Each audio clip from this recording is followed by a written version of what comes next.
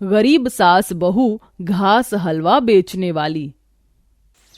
तड़के सवेरे सुनंदा उठकर घर द्वार लीपने में लग गई। आज तो गजब की ठंड है, कोहरे की वजह से अभी रात ही लग रहा है। तभी गौशाला में बंधी सुनंदा की गाय गुहार लगाने लगी। अरे, घर के काम में लगकर मैं लाली को चारा डालना तो भूल ही गई। ठंड की वजह से इसने पिछले 2 दिन से दूध भी नहीं दिया। घर में पैसे भी खत्म हो गए हैं। ये ले लाली, तेरा चारा, बस आज दूध दे देना। तेरा थोड़ा बहुत दूध बेच कर ही घर का चूल्हा जलता है। ऐसा कहते हुए सुनंदा रो पड़ती है। थोड़ी देर में दोनों बच्चे भी उठ जाते हैं। टिक टिक गुड़िया उठ गए मेरे दोनों बच्चे। गुड़िया दीदी, हलवे की खुशबू आ रही है ना? हाँ टुक टुक, आज रविवार है ना, लगता है माँ ने आज हमारे लिए हलवा बनाया है। तभी गुड़िया सुनंदा से पूछती है, माँ आज आपने हमारे लिए गाजर का हलवा बनाया है ना? नहीं बच्चों, ये हलवा पड़ोस के घर में बन रहा है, तो वहीं से खुशबू आ रही है। माँ हमें भी हलवा था आना, बना दो ना। दे तो कितना अच्छा मौसम है। पता है वो अंश है ना, वो लोग स्कूल में कभी मूंग दाल का हलवा तो कभी गाजर का हलवा लेकर आता और हमको दिखा दिखा कर ललचाता है। माँ तुम भी हमारे लिए हलवा बनाओ ना। ये सुनकर सुनंदा दुख मन से बोलती है, बच्चों तुम तो देख रहे हो तुम्हारे पिताजी को कितनी चोट आई है।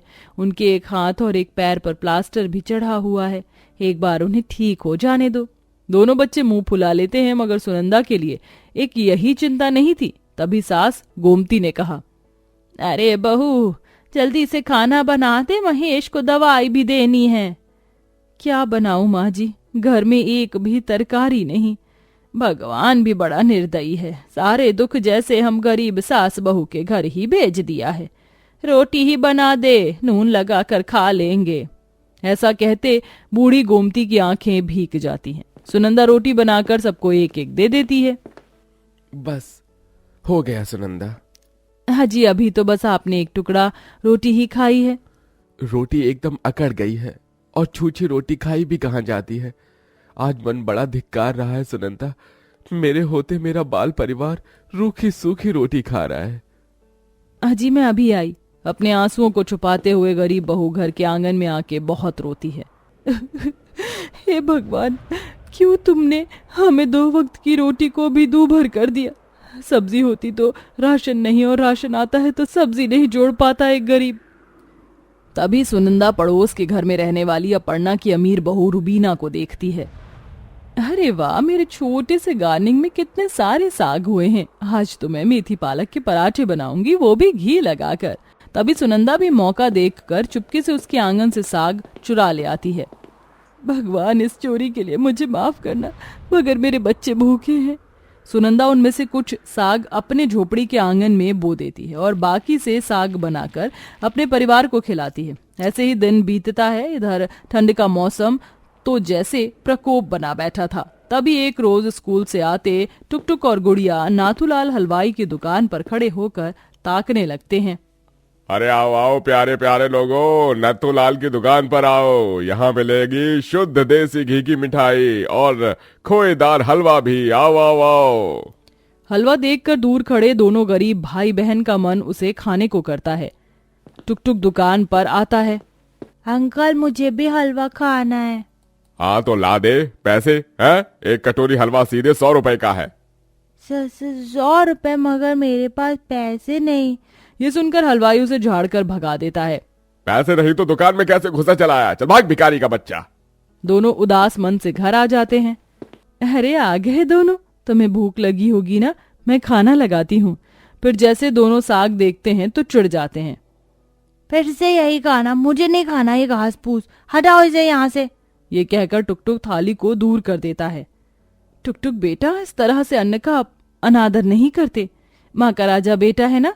अच्छा देखो दीदी कैसे खाएगी। जैसे ही एक निवाला सुनंदा गुड़िया को खिलाती है, वो भी गुस्से से थूक देती है।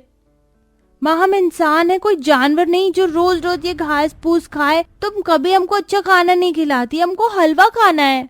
बच्चों की कही ये बातें उस गरीब बहू के मन पर तीर की तरह चुभती हैं। चुप हो जा बहू, तू भी इन बच्चों की बातों को दिल से लगा रही है। नहीं माँ जी, ठंड के मौसम में ही तो कुछ कुछ खाने का मन होता है। भगवान ने अगर इतना दिया होता तो मेरे बच्चों को यूं तरसना नहीं पड़ता। तू चिंता न कर सुनंदा, मैं जाता हूँ काम करने, अब मैं ठीक हूँ। मगर महेश, अभी तेरे पैरों की हड्डियां भी नहीं जुड़ी हैं बेटा। सुनंदा अपने आंसू पोंछकर अपने बच्चों की ओर देखती है। बच्चों, तुम्हें हलवा खाना है ना? मैं बनाऊंगी हलवा। बहू, तूने उनके मन में आस तो लगा दी, मगर कहाँ से बनाएगी हलवा? सुनंदा आंगन में उगे सरसों, बाथू, पालक, मेथी को तोड़कर लाती है और उसे उबालकर सिलबट्टे पर पीसकर हलवा बनाती है। हलवा तो बन गया, थोड़ा सा चक्कर देखती हूँ। इसमें अभी भी हलवाई के हलवे जैसा स्वाद नहीं, कुछ करना पड़ेगा। तभी सुनंदा अपनी गाय के दूध से छेना बनाकर उसे हलवे में डालकर परिवार को परोसती है। ये लो बच्चों, गर्मा गर्म हलवा। मगर माँ, ये घास का हलवा? बच्चों, एक बार खाकर तो देखो, मैंने बड़े मन से बनाया है। जैसे ही दोनों बच्चे घास का हलवा खाते हैं तो उन्हें बहुत भाता है। अरे वाह माँ, ये घास का हलवा तो बहुत स्वादिष्ट है। हाँ माँ, इस घास के हलवे के आगे तो गाजर और मूंग दाल का हलवा भी फेल है। अपने बच्चों को खुश देखकर उस गरीब बहू के चेहरे पर भी मुस्कान छा जाती है। तभी गोमती कहती है, सचमुच बहू, ये घास का हलवा तूने बड़ा गजब का बनाया है, मगर खोया कहाँ से आया? माँ जी, मैंने मायके में माँ से दूध से घी, पनीर, खोया, मक्खन सब बनाना सीखा था, तो लाली के दूध से बना लिया। फिर तो तुझे हलवाई बन जाना चाहिए बहू। तू समझी नहीं, तेरे इस घास के हलवे में अनोखा स्वाद है, इसे बनाकर बाजार में बेच। सुनंदा को अपनी सास के सुझाव भा जाता है। वह थोड़ा बहुत सामान जुटाकर अगले दिन तड़के सुबह आंगन में से ताजे साग तोड़कर चूल्हे पर हलवा बनाती है। एक चिंता है, हमारे पास कोई ठेली तो है नहीं, हलवा कहाँ रख कर बेचेंगे? माँ, मैंने गोपाल से ठेला मांगा है, वो दे जाएगा। फिर थोड़ी देर में दोनों सास बहू ठेला लेकर सड़क के किनारे खड़ी हो जाती हैं। आओ आओ, हलवा खाओ, शरीर बनाओ, सिर्फ 5 रुपए प्लेट में हलवा, पहले आओ पहले पाओ। 5 रुपए प्लेट का दाम सुनकर लोग उन गरीब सास बहू के पास आते हैं। अरे ऐसा कौन सा हलवा बेच रही हो जो इतना सस्ता है?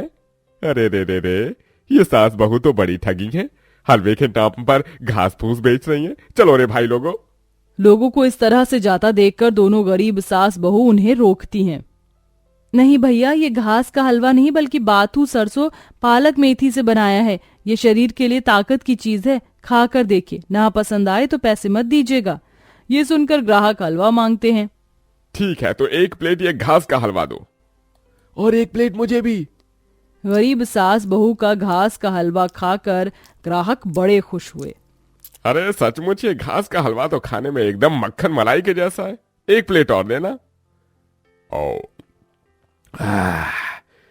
सचमुच हलवा बड़ा फंतास्टिक है, मुझे भी देना भाई। इस तरह से ग्राहक भर भर कर प्लेट के प्लेट घास का हलवा खाते हैं, जिससे पहले ही दिन दोनों सास बहू का सारा हलवा बिक जाता है। तेरे घास के हलवे में दम तो है बहू, सारा हलवा बिक गया। हाँ माँ जी, लेकिन जब तक हम गरीब सास बहू के अच्छे ग्राहक नहीं जुड़ जाते, हमें अपना ये घास का हलवा सस्ता बेचना होगा। अगले दिन सुनंदा दुगना हलवा बनाती है और साथ ही हलवे के स्वाद को और बढ़ाने के लिए इस बार काजू, बादाम, पिस्ता भी डालती है, जिससे भीड़ की भीड़ हलवा खाने आती है। 5 रुपए प्लेट, 5 रुपए प्लेट, घास का दमदार हलवा, घास का हलवा खाओ, सेहत बनाओ। वाह भैया, सास बहू के घास के हलवे में क्या गजब का स्वाद है, खाते ही मुंह में घुल जाता है। धीरे धीरे दोनों सास बहू को सफलता दिखने लगती है, जिसके बाद उन्हें खूब कमाई होने लगती है, जिससे एक खेत खरीद कर दोनों सास बहू साग बोती हैं और उनका घास हलवा एक बड़े फेमस बीकानेर की दुकान बन जाती है, जो कि उनके घास के हलवे के दम से चलता था।